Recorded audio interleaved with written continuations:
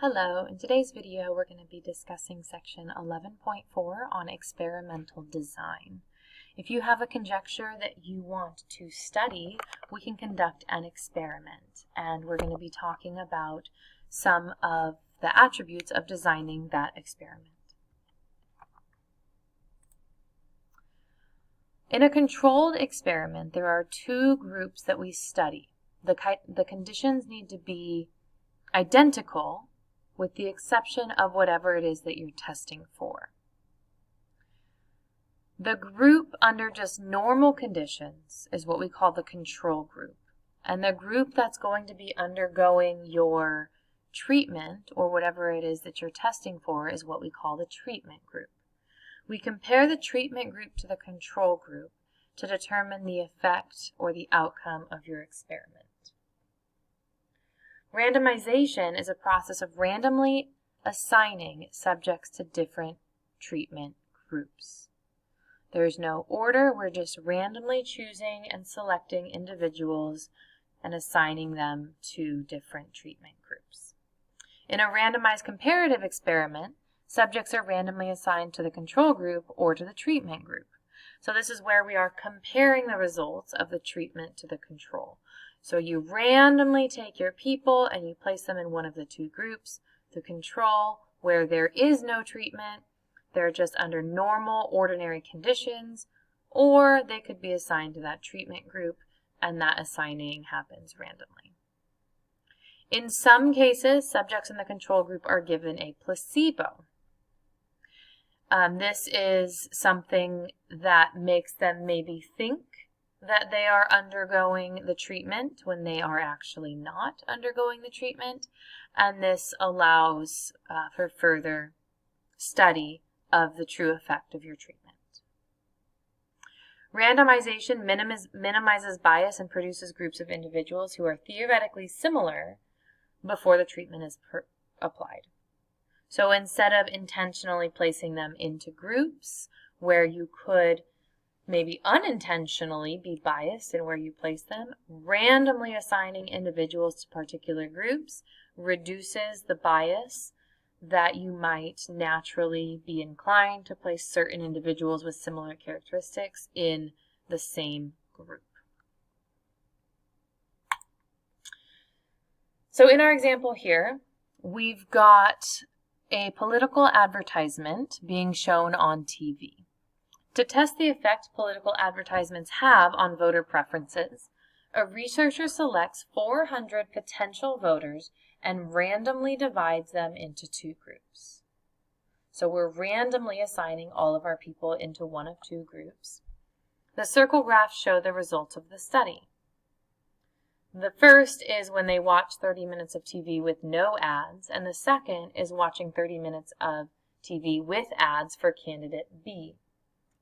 So the first one has no treatment. There are no ads, no advertisements for the candidate. This is going to be our control group. And the treatment over here on the right is the group that's being assigned those ads for candidate B. Is the study a randomized comparative experiment? And that would be yes. First off, we have the groups randomly assigned. So individuals are randomly assigned to groups.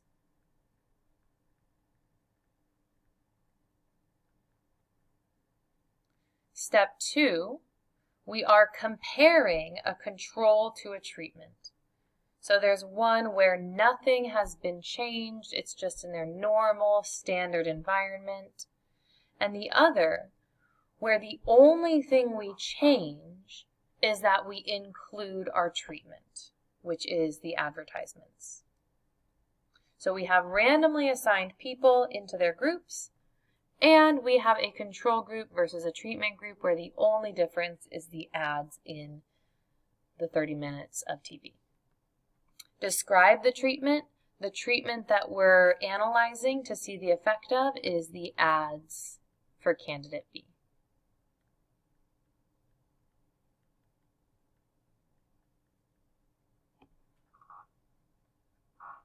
So we are assessing here the effect of our ads for candidate B. In exercises 1 and 2, we're going to determine whether the study is a randomized comparative experiment. So first off, do we assign our individuals randomly to one of our groups? And number 2, is there a control versus a treatment? If it is, we're going to find the treatment. We're going to find the treatment group and the control group.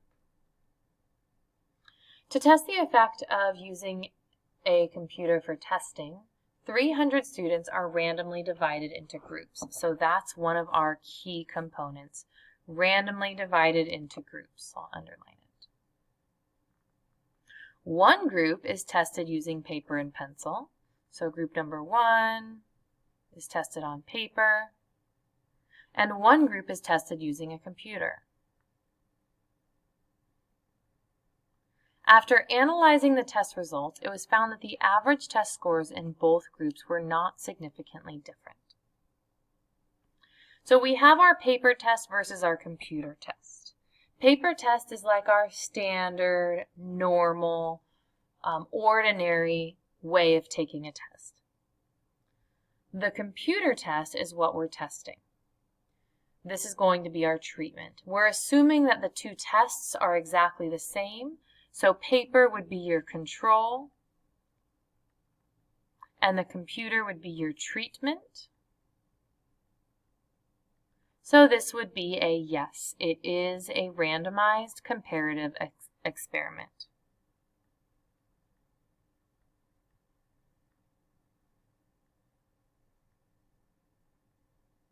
We have randomly assigned two groups, and we are comparing the outcome of the two groups to make a conclusion.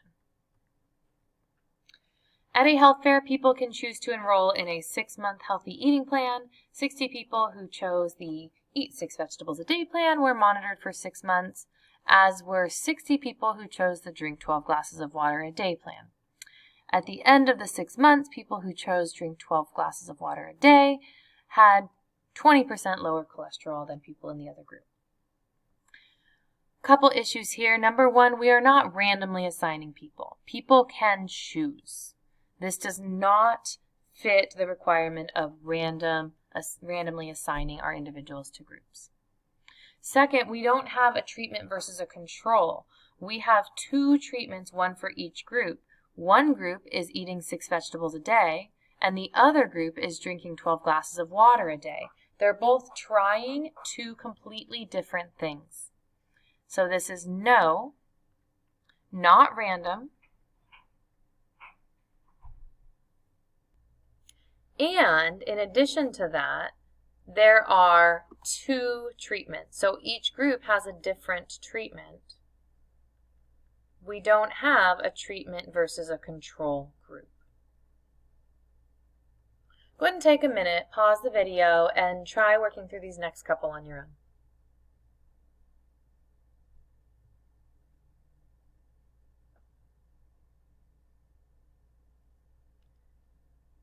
In number 1, a pool cleaning service is offering a new chlorine solution to its customers. Of the 90 customers, 45 choose to switch to the new chlorine and were monitored for a year, as were the 45 who did not switch.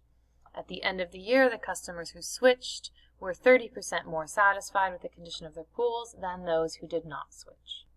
So our key here is how we assigned our people, and our people chose to be in one group or the other, which means that no, this is not a randomized comparative experiment because our groups were not randomly assigned.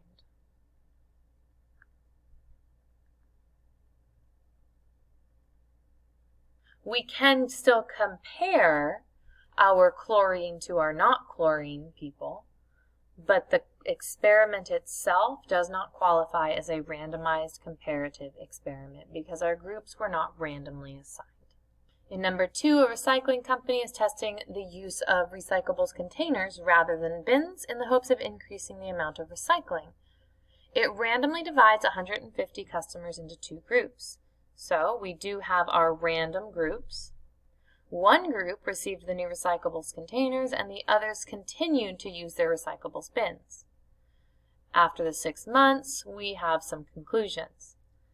This would qualify as a randomized comparative experiment because number 1, our groups were randomly assigned. We took our total group of people and we randomly assigned them into one of 2 groups. The 2 groups, one of which was control, they continue using their same old bins, nothing changed, versus our treatment group who tried using the new bins. So yes, this would qualify as a randomized comparative experiment. That brings us to the end of our video. Thanks so much for watching and have a great day.